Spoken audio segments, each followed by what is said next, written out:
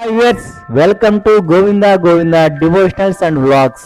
రాబోయే అపాయాన్ని గురించి దండకారణ్యంలో సీతమ్మ తల్లి శ్రీరామునికి చెప్పిన హితవాక్యాలేంటో తెలుసుకుందాం. ప్రభు, మీరిప్పుడు తాపస వృత్తిలో అనుసరిస్తున్న ధర్మం చాలా అమోఘమైనది, దుస్సాధ్యమైనది. సామాన్యముగా ప్రతి పురుషుడు తప్పించుకోలేని వ్యసనాలు 3 ఉన్నాయని పెద్దలు చెబుతారు. మొదటిది అసత్యం చెప్పడం, రెండవది పరదారని కాంక్షించడం, మూడవది వైరము లేకపోయినా నిష్కారణముగా ఇతరులని హింసించడం, అకారణంగా ఇతరులపై క్రోధం తెచ్చుకోవడం. ఈ విషయంలో అసత్యం చెప్పడం, పరస్త్రీలను అభిలషించడం జరగడమని నాకు తెలుసు. ఎందుకంటే సత్య వాక్పాలన కోసమే మీరు వనవాసానికి వచ్చారు. మీరు ఏకపత్ని వ్రతులు కనుక మొదటి 2 వ్యసనాల గురించి నాకు బాధ లేదు.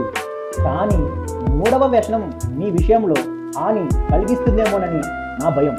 ఎందుకంటే మునులు మిమ్మల్ని ప్రార్థించినప్పుడు దండకారణ్యంలో ఉండే రాక్షసులందరినీ చంపి వారికి రక్షణ కలిగిస్తానని మీరు వారికి అభయమిచ్చారు. అది నెరవేర్చడానికే ఇలా దండకారణ్యమంతా తిరగడానికి బయలుదేరారు. మీరు మీ తమ్ముడు ధనుర్ధారులై అడవులలో తిరుగుతూ ఎప్పుడు ఎవరి మీద ఏ అస్త్రప్రయోగం చేస్తారో అని నాకు భయంగా ఉంది. మండుతున్న నిప్పు దగ్గర ఎండు కట్టెలు ఉంచినప్పుడు, క్షత్రియుని చేతిలో ఆయుధం ఉన్నప్పుడు ఎప్పుడు ఏ ప్రమాదం ముంచుకొస్తుందో చెప్పలేము. పూర్వము ఒక తాపసి చాలా నియమంగా తపస్సు చేసుకుంటుండగా ఇంద్రుడు అతని తపస్సు భంగం చేయడానికి ఒక భటుడు రూపంలో ఆయన దగ్గరకు వెళ్ళి తన దగ్గర ఉన్న కత్తిని ఆయన దగ్గర ఉంచి తాను మళ్ళీ వచ్చి అడిగే వరకు దానిని కాపాడమని ప్రార్థించాడట. ఆ తరువాత ముని అహర్నిశలు ఆ కత్తిని కాపాడాలనే తాపత్రయంతో ఎక్కడికెళ్ళినా కూడా తీసుకుని వెళ్ళి ఆఖరికి ఫలములు, దర్భలు, సమిధులు తెచ్చుకునేందుకు ఆ కత్తిని వాడడం మొదలుపెట్టాడు.